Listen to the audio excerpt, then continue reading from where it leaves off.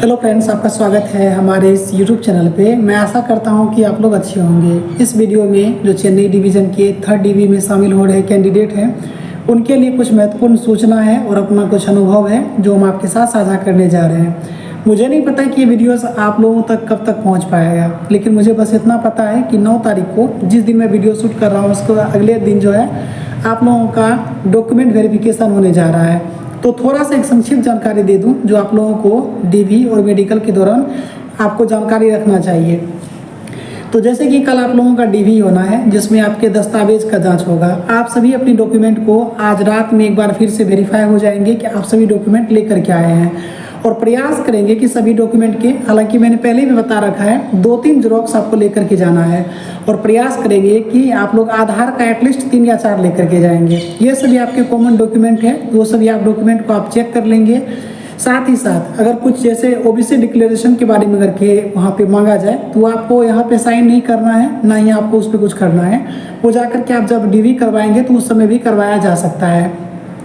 साथ में कुछ गैजेट लेकर के जरूर चलेंगे। मैं आपके साथ अपना अनुभव साझा कर रहा हूँ। जब मेरा डीवी जो हुआ था वो केरल के पालघाट में हुआ था, यानी पलक्कड़ में, और मेरा मेडिकल हुआ था मंगलुरु यानी कर्नाटका में हुआ था। ठीक है, तो डीवी के दौरान क्या हुआ था कि कुछ कैंडिडेट ना बिल्कुल, मतलब कि एटलीस्ट आप लोग पढ़े लिखे हैं ना, तो कम से कम उस अकॉर्डिंग अपना बिहेव को बना करके रखना चाहिए।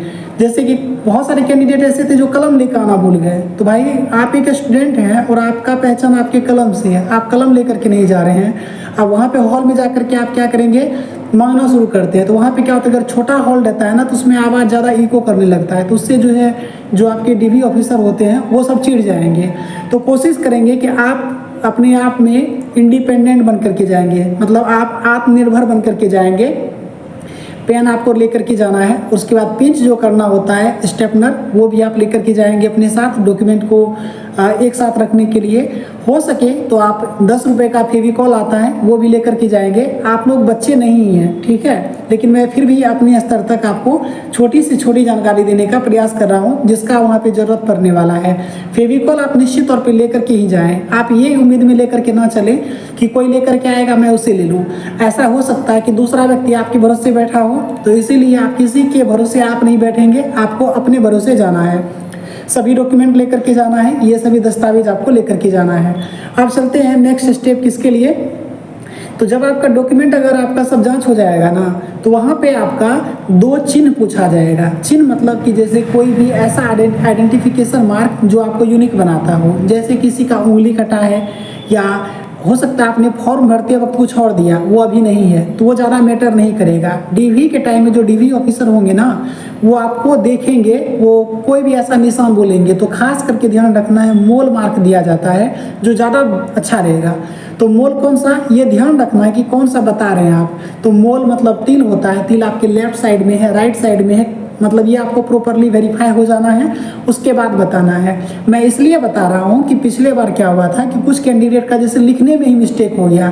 जैसे कि उनका मोल मार्क जो था लेफ्ट शोल्डर पे था, लेकिन उन्होंने बताया लेफ्ट लेकिन लिख दिया राइट। ठीक है, तो ध्यान रखना है कि आप क्या बता रहे हैं और कि वो क्या लिख रहे हैं। तो खास करके 2 चिन्ह पूछा जाएगा, तो मेरा जो आपको प्रायोरिटी रहेगा वो आप मोल मार्क जरूर इंडिकेट करेंगे। ठीक है, और जब वो हो जाएगा ना, जब डीवी कंप्लीट होगा तो एक आपको डॉक्यूमेंट बना करके दिया जाएगा और वो बोलेगा कि आपको इस मेडिकल में आपको जाना है।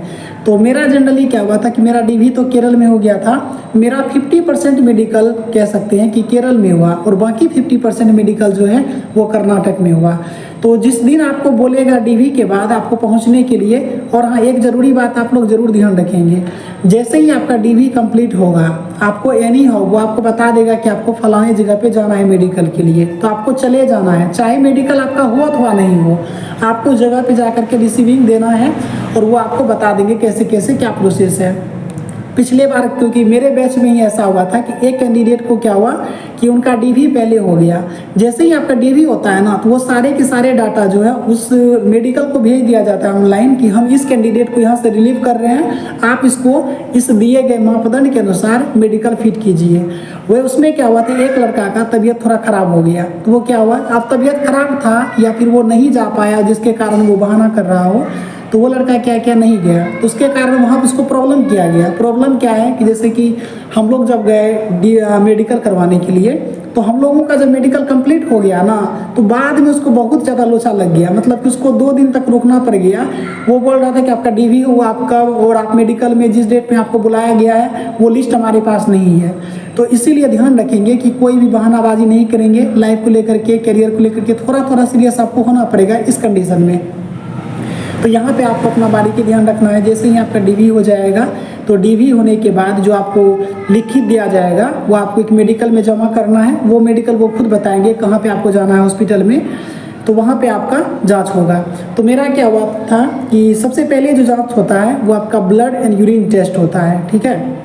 तो ब्लड एंड यूरिन टेस्ट होता है। अब यूरिन टेस्ट से पहले जो आपको कुछ सावधानी रखना है वो मैं आपको अपने तरफ से बता रहा हूँ। आपको पानी मैक्सिमम पीना है, ठीक है। आज रात से ही या कल जाने से पहले ही मैक्सिमम पानी यूज करना है। बशर्ते ध्यान रखिए, जैसे मेडिकल में जाएंगे तो आपको भूखे पेट ही जनरली बुलाया जाता है, तो वहाँ पे भूखे पेट जाना है, तो पानी आपको प्रॉपर पीते रहना है। पानी पीना है, याद रखिए कि आपको स्टोर करके नहीं रखना है, ठीक है। उसको समय समय पे आपको इनपुट ले रहे हैं तो आउटपुट भी देना है। तो दोनों चीज़ का ध्यान रखेंगे, क्योंकि आपका यूरिन अगर ज़्यादा येलो आता है ना, तो फिर कहीं ज़्यादा प्रॉब्लम ना हो, इसलिए ध्यान रखना है कि आपका यूरिन एकदम नीट एंड क्लीन आना चाहिए। तो पानी आपको प्रॉपर पीना है, जितना मैक्सिमम हो सके आप आउटपुट इनपुट दोनों देते रहिए, ठीक है। बेसिक जानकारी यही है मेडिकल के बारे में।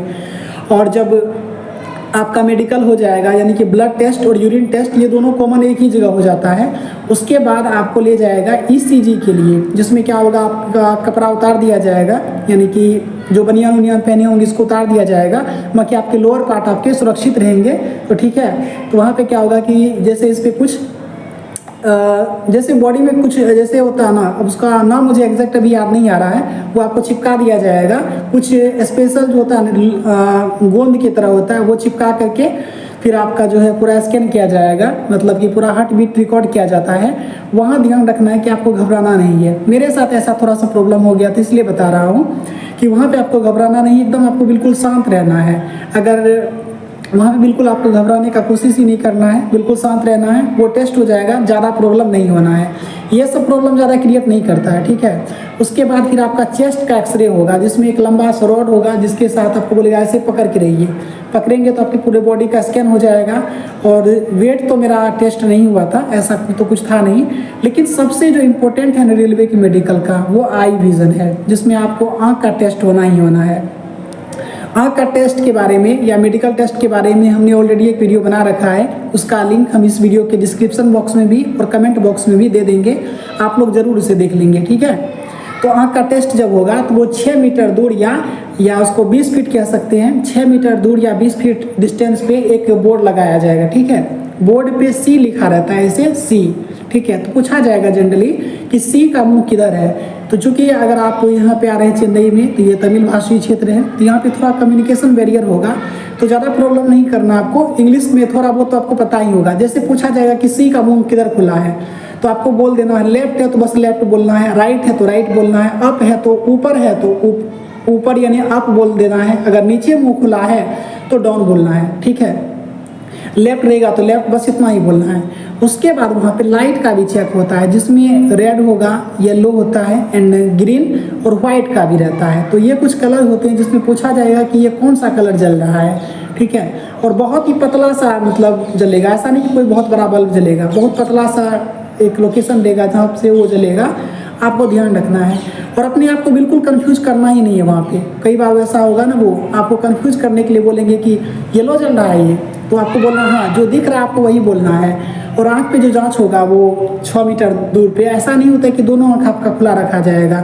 जनरली पहले राइट आई टेस्ट किया जाता है, तो उसमें आपका लेफ्ट आई को बंद किया जाएगा और राइट से परवाया जाएगा। और फिर जब लेफ्ट का टेस्ट हो जाएगा तो राइट को बंद करेगा और लेफ्ट से परवाया जाएगा। तो ये बंद करने का जो तरीका होता है वो या तो हो सकता है हाथ दे, या फिर आपको ऑक्लूडर लगा दिया जाएगा। ऑक्लूडर एक चश्मा की तरह होता है, उस पर कवर लगा दिया जाता है, उसको ऑक्लूडर कहते हैं। ऑक्लूडर लगा करके भी आपका टेस्ट किया जा सकता है। आँख का विजन यहाँ से टेस्ट हो जाएगा, रंग का भी वहाँ से हो जाएगा।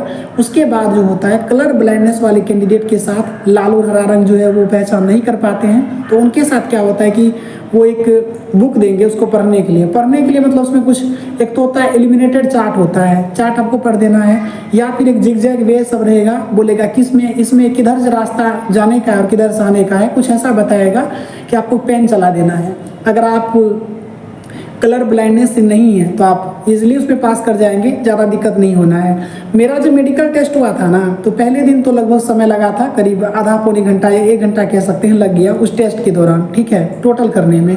और जब सेकेंड डे जब मेरा आँख का टेस्ट होना था, तो आँख का टेस्ट होना था, उसके बाद जिसमें आपका उसमें क्या होगा, आपका पूरा कपड़ा उतार दिया जाएगा A to Z, कोई भी कपड़ा आपका अलाउ नहीं होगा। वहाँ पे आपका टेस्ट किया जाएगा, वहाँ पे आपको घबराना नहीं है, ना ही शर्माना है, क्योंकि माहौल ऐसा रहेगा कि आपको शर्माएंगे तो नहीं के बराबर, क्योंकि वहाँ पे टेस्ट होता है, तो आपको वहाँ पे एकदम कूल एंड काम रहना है, कोई टेंशन नहीं लेना है। और पूरा अगर जो सही है, जनरली क्या होता है कि ये नाभि होता है ना, तो जनरली इसको पकड़ के पूछा जाता है कि इसका ऑपरेशन क्या है, तो बोलना है कि मतलब है तो फिर तो पकड़े जाएंगे, अगर नहीं है तो फिर नहीं है, तो कोई दिक्कत ही नहीं है। आपको ज़बरदस्ती भी बोलने का प्रयास करेगा जोर से, ताकि आप बोल दें, हाँ, तो घबराना नहीं है। अगर आप सही हैं तो आपको सही के साथ अडिग रहना है। तो बस यही कुछ महत्वपूर्ण जानकारी है जो हमने साझा किया। बाकी कंप्लीट जानकारी हमने एक और वीडियो में कवर किया था, जिसमें आई विज़न को लेकर के हमने बताया था, उसका लिंक हम इसी वीडियो के डिस्क्रिप्शन बॉक्स में डाल देंगे। फिलहाल आप लोगों को कल के लिए बेस्ट ऑफ लक। भारतीय रेलवे सेवा का हिस्सा बनने के लिए आप सभी को ढेर सारी शुभकामनाएं।